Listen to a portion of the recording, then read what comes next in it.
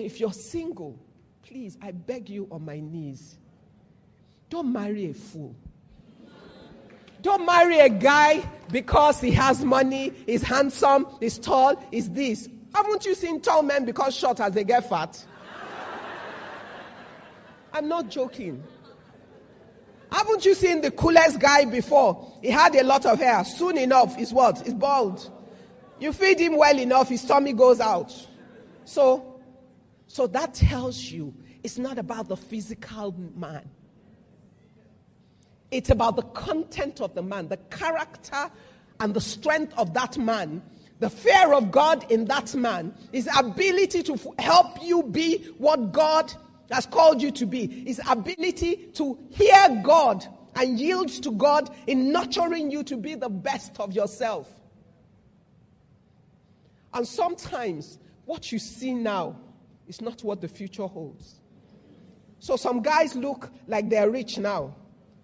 5 years down the line, 10 years down the line, what do you know? Some guys look that they have nothing now, or they're simple, they're about to just offer you a simple life, and everybody tells you you're insane. And that's the one that turns out great. God has a lot of surprises along the path of our life. And because we can't see that much, we need to walk closely with God through the ministries of our life.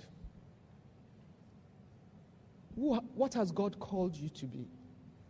What must you do? How have you empowered and equipped yourself? How are you fighting and standing for that which you know is the call of God on your life?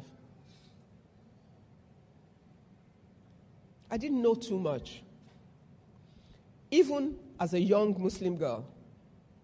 But I knew I wanted to make something of my life. I knew certain things that I sensed. And at the right time, God made sure that He took me over so that I would be able to live the life He had prepared for me. But even before then, I had some small sense that I applied. So somebody likes me, wants to marry me.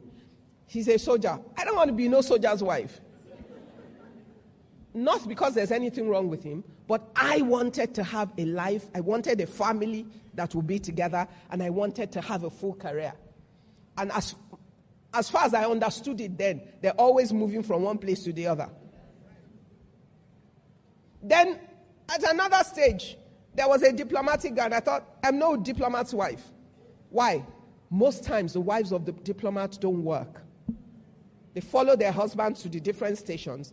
They do some work to keep busy when they're in those countries, but they can't have a full career. And I knew I wanted to make something of my life. I didn't really know what it was, but I sensed in my life that I wanted to make something of my life. So I took hard decisions as a young girl.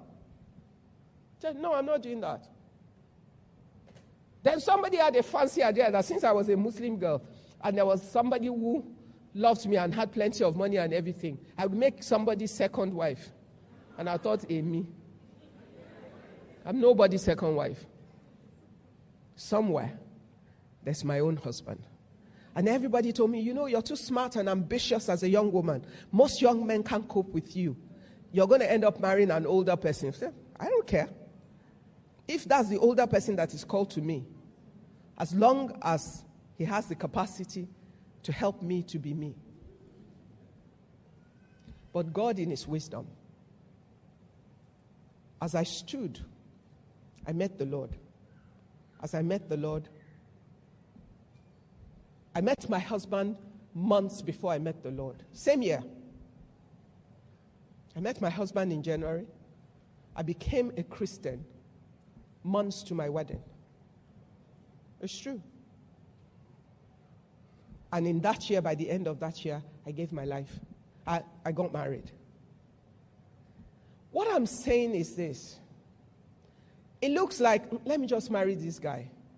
It's a key success factor in your life. Your ability to be your spouse is key. So if you're single, be deliberate about the considerations that lead to that decision. It's not an emotional decision. It's a practical decision based on your prayers, your discernment, and your ability to look at the situation and make a call. Women love men very easily. A man that is good to you every day, you love him. And the one you think you're madly in love with that beats you up every day, you so hate him. Choose your path. Invest in yourself. People ask me every day, how do you do so many things at the same time? I am focused on what I want to do. Whatever I sense, this is where the Lord wants me to go, I will fight for it in every way. I also have no silly ideas about being invisible. I don't know what a superwoman is. I just know a woman who loves God and trusts God and who is willing to follow God every step of the way.